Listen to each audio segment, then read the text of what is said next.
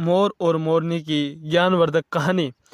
आज की यह कहानी जो मैं आपको सुनाने जा रहा हूँ, ये कहानी बहुत ही ज्ञानवर्धक कहानी है। जो लोग ये कहानी पूरे मन और पूरे दिल से सुनेंगे, उनके घर में कभी भी कोई कलेश उत्पन्न नहीं होगा। उसके घर में हमेशा सुख और शांति बनी रहेगी। उसके घर में माता लक्ष्मी का सदैव आगमन रहेगा। यह तो आपने सुना ही होगा कि जिसके घर में रोज़ झगड़े होते हैं, रोज़ कलेश होते हैं, तो उसके घर में कभी भी बरकत नहीं होती। उस घर में कभी माता लक्ष्मी का आगमन नहीं होता। और जिसके घर में सुख शांति होती है, उसके घर में सुख समृद्धि का आगमन होता है और माता लक्ष्मी का निवास। उसके घर में श्रद्धा बनी रहती है। इस कहानी को सुनने के बाद हमको यह पता चल जाएगा कि हमें घर में लड़ाई झगड़े क्यों नहीं करना चाहिए। और जिसके घर में लड़ाई झगड़े होते हैं, वह उन झगड़ों को कैसे रोक सकता है, क्योंकि घर में कोई सुख शांति का होना बहुत ही ज़रूरी है। क्योंकि जहाँ सुख शांति होता है, वहाँ ही माता लक्ष्मी का निवास होता है। जहाँ कलेश उत्पन्न होते हैं, लड़ाई झगड़े उत्पन्न होते हैं, वहाँ माता लक्ष्मी का वास नहीं होता। वहाँ पर दुख और दर्द और दरिद्रता का निवास होता है। हो सके तो इस कहानी को पूरा सुने। यह कहानी आपके जीवन में बहुत सारी सीख देगी। यह बहुत ही ज्ञानवर्धक कहानी है, इसे ज़रूर सुने। एक मोर और मोरनी की कहानी।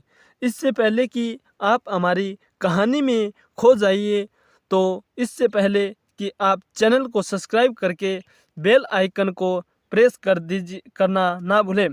चलो दोस्तों, कहानी शुरू करते हैं। कि एक जंगल में एक मोर और मोरनी रहा करते थे। मोर और मोरनी बहुत ही हंसी खुशी जंगल में रहा करते थे। एक दिन मोरनी मोर से कहती है कि पिया जी, हमें यहाँ से चलना चाहिए। हमें वहाँ चलना चाहिए जहाँ हमारे समाज के लोग रहा करते हैं। काफ़ी सारे मोर और मोरनी रहते हैं, हमें वहाँ चलना चाहिए। मोर मोरनी से कहता है कि हे प्रिय, अगर हम वहाँ चले गए तो लड़ाई झगड़े होंगे। हम दोनों इस जंगल में कितने सुकून से रहते हैं, हमें वहाँ जाने की क्या ज़रूरत है। लेकिन मोरनी जिद करने लगती है, तो मोर भी मान जाता है। मोरनी के जिद करने पर वे दोनों उड़कर एक नगर में आ जाते हैं। उस नगर का राजा पशु पक्षियों की भाषा को आसानी से समझता था। उस राजा ने ग्राव शास्त्र की पढ़ाई की थी। ग्राव शास्त्र का मतलब यही होता है कि पशु पक्षियों की भाषा को समझ पाना। और वह राजा सभी प्रकार के पशु पक्षियों की आवाज़ को समझ पाता था और जीव जंतुओं की आवाज़ को बेखूबी समझता था कि वह क्या कर रहे हैं। तो वह दोनों मोर और मोरनी उसी नगर में आ जाते हैं। एक दिन की बात है, राजा अपनी रानी को कहता है कि हे रानी, मुझे बहुत ज़ोर की भूख लगी है, आप मुझे भोजन खिला दीजिए। राजा की रानी 3600 प्रकार का भोजन बनाकर एक हाथ में पानी का लोटा और दूसरे हाथ में खाना की थाली लेकर राजा के पास पहुंचती है।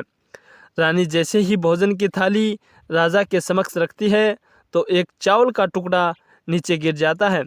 वहीं पर कुछ चींटियां घूम रही थी, तो एक चींटी चावल के टुकड़े को लेकर वहां से जाने लगती है।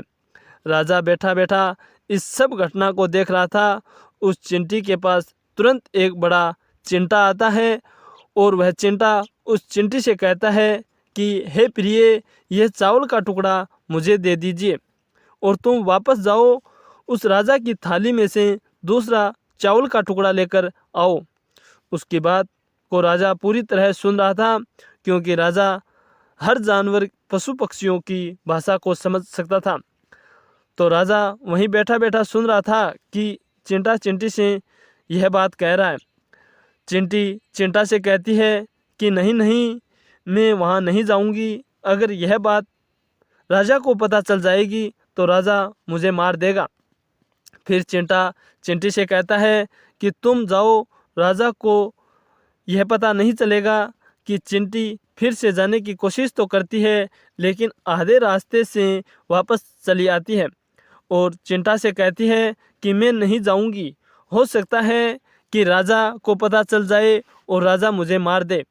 राजा उन दोनों को देख रहा था तो चिंटा को उस बात का भान यानी कि अनुमान हो जाता है कि राजा हमारी बात को समझ रहा है। चिंटा फिर चिंटी से कहता है कि देखो, लगता है कि राजा हमारी बात को समझ रहा है। राजा ने हमारी बात को सुन लिया है, इसलिए वो हमें ही देख रहा है। चिंटी चिंटा से कहती है, अगर राजा ने हमारी बातों को सुन लिया है, अगर यह बात राजा किसी और को बताएगा तो वह उसी समय पत्थर का बन जाएगा। राजा चिंटा की बात को बेखूबी सुन लेता है और समझ लेता है। राजा इस बात को सुनकर हंसने लगता है। राजा को हंसी आने लगती है। जैसे ही राजा को हंसी आती है, उधर राजा की रानी रसोई से बाहर आती है। वैसे ही रसोई से बाहर निकलती है, उसे राजा हंसता हुआ दिखाई देता है। रानी राजा को हंसते हुए देखकर सोचने लगती है कि शायद मुझसे कोई गलती हुई है, इसलिए राजा साहब हंस रहे हैं। रानी राजा के पास आती है और कहती है कि हे महाराज, क्या मुझसे कोई पाप हुआ है? क्या मुझसे कोई गलती हुई है कि आप इतने ज़ोर ज़ोर से हंस रहे हैं? राजा रानी से कहता है, नहीं नहीं, ऐसी कोई बात नहीं है, मुझे बस यूं ही हंसी आ गई। रानी जिद करने लगती है और कहती है, आपको मुझे बताना ही पड़ेगा कि आप हंस क्यों रहे थे।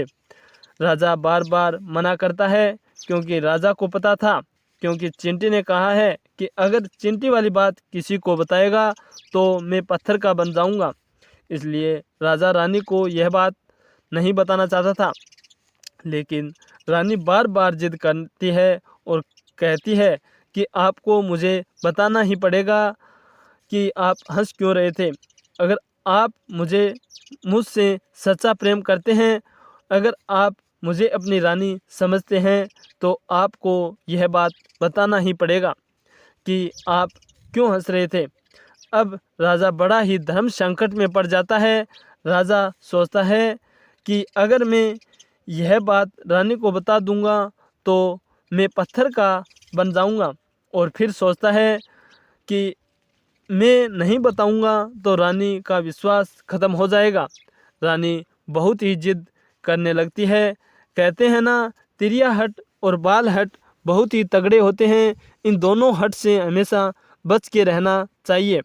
रानी के तिरिया हट के सामने राजा को झुकना ही पड़ता है और राजा रानी से कहता है कि ठीक है, अगर यह बात मैं आपको बताऊंगा तो बाद में आपको बहुत पछताना पड़ेगा। रानी कहती है कि अभी तो आप कह रहे थे कि कोई बात नहीं है, अभी कह रहे हैं कि मुझे बहुत पछताना पड़ेगा।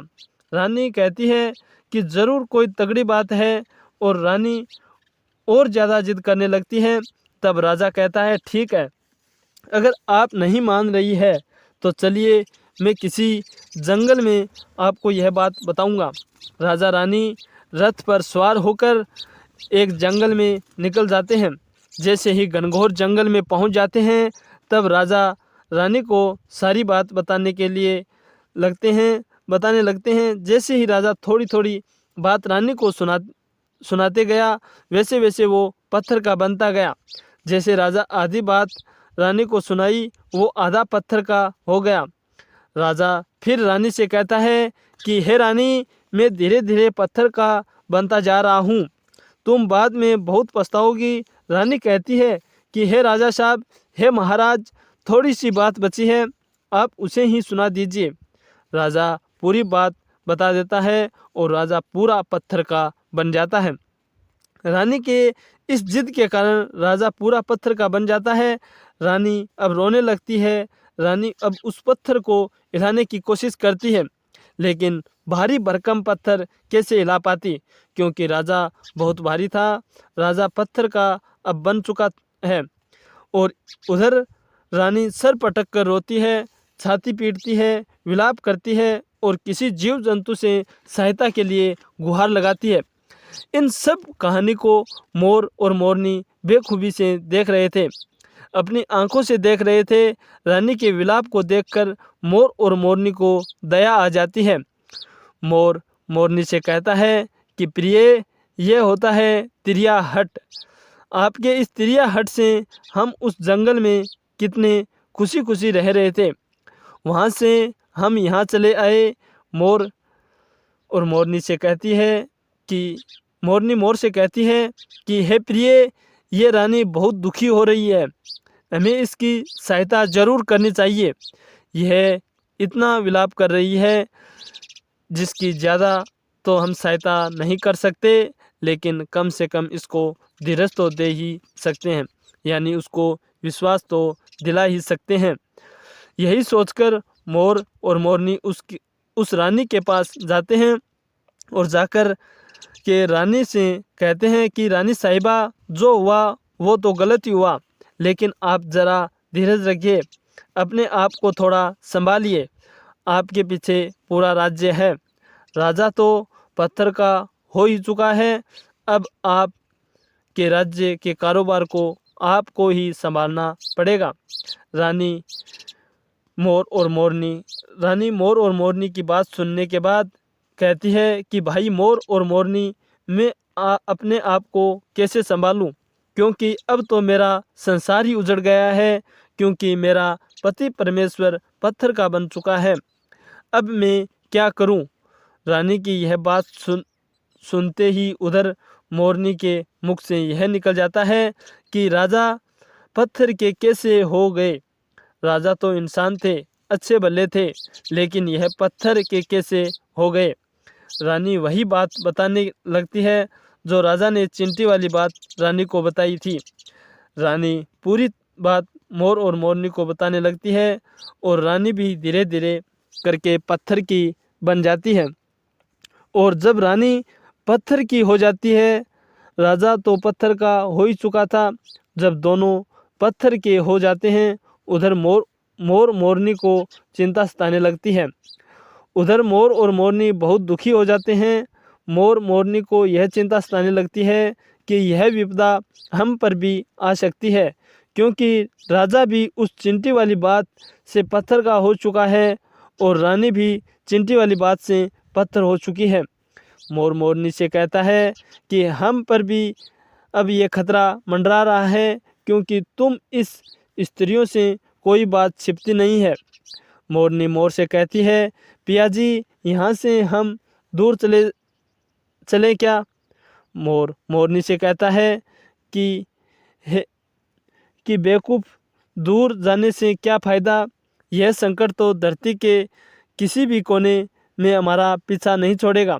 यह खतरा तो हमेशा हमारे ऊपर मंडराता ही रहेगा। अगर जाने अनजाने में भी हमारे मुख से यह निकल गए तो हम भी पत्थर के बन जाएंगे।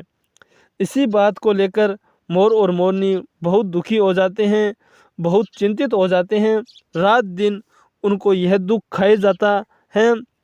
यह सोचकर वह ना तो भोजन करते और ना ही चैन से सोते।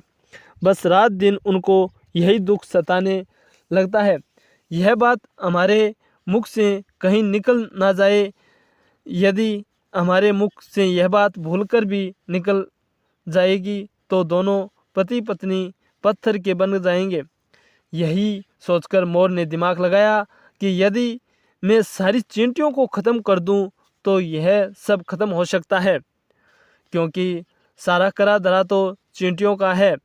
मोर मोरनी से कहता है कि हे प्रिय, अगर हम सृष्टि से सभी चींटियों को ख़त्म कर दे तो यह संकट भी समाप्त हो जाएगा। मोरनी इस बात से राजी हो जाते हैं। सभी चींटियों को मारकर खाना शुरू कर देते हैं। मोर और मोरनी का इतना आतंक हो गया था कि सभी चींटियां डर के मारे और बिल खोदकर धरती के अंदर जाकर छिप गए। मोर मोरनी ऐसी निगरानी रखते, उन्हें वहाँ पर भी चींटी दिखाई देती वह तुरंत दबोच लेते। कोई भी चींटी मोर और मोरनी के आतंक की वजह से बाहर ही नहीं आते थे। सभी चींटियां ने ज़मीन के अंदर ही बिल बनाना शुरू कर दिया और ज़मीन के अंदर ही जाकर बैठ जाती। काफ़ी समय बीतने के बाद चींटियों को भूख सताने लगी, क्योंकि भोजन तो बिल में ही मिलता नहीं, भोजन तो बाहर मिलता है। अब जैसे भोजन लेने के लिए चींटियाँ बाहर आती, मोर उसे दबोच लेता और उसे जान से मार देता। एक चींटी और एक चींटा बिल के अंदर भोजन के मारे तड़पते हुए श्री हरि विष्णु का जोरदार भजन करने लगे। भक्ति करते करते उन्हें यह भी मालूम नहीं था कि वो कहाँ है कहाँ नहीं है। वह घनघोर तपस्या में लीन हो गए। अंत में जाकर श्री हरि विष्णु उन्हें दर्शन देते हैं और भगवान विष्णु कहते हैं, चिंटा, जो तुम्हें मांगना है वो तुम मांग सकते हो। हम तुम्हारी भक्ति से प्रसन्न है, क्योंकि चिंटा और चिंटी ने निराधार भक्ति की थी, नहीं कोई जल धारण किया और ना ही कोई और। इसलिए भगवान विष्णु बहुत जल्दी प्रसन्न हो गए और आकर के कहने लगे कि हे चिंटी, जो तुम्हें मांगना है उसे मांग सकते हो। हम आपकी भक्ति से बहुत प्रसन्न है। उधर चिंटी ना जाने कितने दिनों से भूखे और प्यासे थे। दोनों एक ही बात कहते हैं कि हे प्रभु, अगर आप हमें वर देना चाहते हैं तो हमारे पेट में गांठ लगा दीजिए। उन्होंने यह सोचा कि अगर हमारा पेट ही नहीं होगा तो हम बाहर क्यों जाएंगे और मोरनी हमें नहीं खाएंगे। इसलिए उन्होंने मांगा कि हे प्रभु, हमारे पेट में गांठ लगा दीजिए। भगवान विष्णु कहते हैं तथास्तु, और चींटियों के पेट में गांठ लग जाती है। आज भी उन चींटियों के पेट में गांठ लगी हुई है। चींटियाँ का पेट नहीं होता। फिर चिंटा और चिंटी भगवान विष्णु से कहते हैं कि हे प्रभु, हमारे पेट में तो गांठ लग गई है, लेकिन अभी हमें मोर और मोरनी से खतरा है। मोर और मोरनी हमारे इंतज़ार में अभी भी ऊपर ज़मीन के ऊपर बैठे हैं। वे लोग हमें जैसे ही देखेंगे हमें मार देंगे। भगवान विष्णु चिंटा और चिंटी मोरनी के समक्ष आते हैं। भगवान विष्णु मोर से कहते हैं कि हे मोर, तुम चींटियों का शिकार करना अब बंद करो। इसमें चींटियों का कोई दोष नहीं है। जो दोषी था वह राजा था, क्योंकि राजा ने ग्रह शास्त्र की पढ़ाई की थी, इसलिए वो सभी जीव जंतुओं की भाषा को समझने में सक्षम था। उसके साथ साथ वो जिन भाषा को समझता था उनका रूप बदलने में भी वह सक्षम था। उन पशु पक्षियों का रूप भी धारण किया करता था और वह जब राजा रूप धारण करता था उन पशु पक्षियों के साथ संभोग भी किया करता था। और वह जब पशु पक्षियाँ गर्भ धारण करते थे तो उन्हें छोड़कर के यह इंसान बन जाता था। फिर ऐसे पशु पक्षियों पर वह ज़ोर ज़ोर से हंसता था। इसी मूर्खता के कारण ही आज यह राजा पत्थर का बना पड़ा है। मोर कहता है कि हे प्रभु, उनकी पत्नी रानी का क्या दोष है। श्री हरि विष्णु कहते हैं, क्योंकि उनकी पत्नी भी इसके पाप में भागी है। क्योंकि उनकी पत्नी उनको रोकती तो वह इतना बड़ा पाप नहीं करता, इसलिए उसकी रानी भी इस पाप की भागीदार है, इसलिए वो भी पत्थर की बन चुकी है। श्री हरि के समझाने के बाद, श्री हरि के कहने के बाद मोर उनको कहता है कि हे प्रभु, इस बात को कहे और कहें जो कि रानी ने मुझे सुनाई है। क्या हम पत्थर के बन जाएंगे? श्री हरि विष्णु कहते हैं कि तुम्हारा यह श्राप अब समाप्त हो चुका है। तुम्हें किसी से कहने पर कोई फर्क नहीं पड़ेगा। आप किसी से भी कह सकते हैं। तुम्हारे ऊपर यह खतरा अब टल चुका है। मोर और मोरनी बड़े ही प्रसन्न हो जाते हैं, खुश हो जाते हैं। खुशी का कोई ठिकाना नहीं था। श्री हरि विष्णु अंतर ध्यान हो जाते हैं। अब वह चले जाते हैं। इधर मोर और मोरनी का खुशी का कोई ठिकाना नहीं था। अगर किसी जानवर को, किसी पशु को खुशी होती है तो वह झूमने लगता है, नाचने लगता है। यही बात उन मोर के साथ हुआ और मोर को यह पता चला कि उनके ऊपर से यह खतरा अब टल चुका है, तो वह खुशी में नाचने लगा और ज़ोरदार नाचने लगता है। उनकी खुशी का कोई ठिकाना अब नहीं रहता है। वह खुशी के मारे पागल हो रहा था। फिर जैसे ही मोर खुशी के मारे अपने पैरों के नीचे देखता है तो फटे बेसूरत पैर मोर के बने हुए थे। मोर अपने पैरों को देखकर रोने लगता है। मोर सोचने लगता है कि पहले मेरे पैर इतने सुंदर थे, लेकिन आज इतने फटे हुए और इतने गंदे कैसे हैं। मेरा पूरा बदन सुंदर है, लेकिन मेरे पैर इतने फटे हुए हैं और बदसूरत कैसे हैं। मोर के पैरों के फटने के कारण चींटी खाना था, क्योंकि उसने बहुत सारी चींटियों को मार मार कर खाई थी और मोरनी ने भी खाई थी, इसीलिए उनका पैर फट गया। आज भी कोई इंसान चींटी को खाता है तो उसके शरीर पर छोटे छोटे दाने बन जाते हैं। यदि आप ज़्यादा मात्रा में चींटी खाओगे तो आपका भी बदन भी फटने लगेगा। सांप कांचली क्यों छोड़ता है? क्योंकि सांप चींटी खाता है और इसीलिए उसका शरीर फटकर उतर जाता है, अलग हो जाता है। उसी तरह मोर के पैर फट गए थे, वह बदसूरत हो गए थे, इसलिए मोर अपने पैरों को देखकर ज़ोर ज़ोर से रोने लगा। मोर मोरनी के धीरज रखवाती है और कहती है, जो हुआ वो तो हो गया, रोने से क्या होगा। मोर नाचता और ज़ोर ज़ोर से रोता इसीलिए उसकी आंखों से आंसू की धारा बह रहे थे।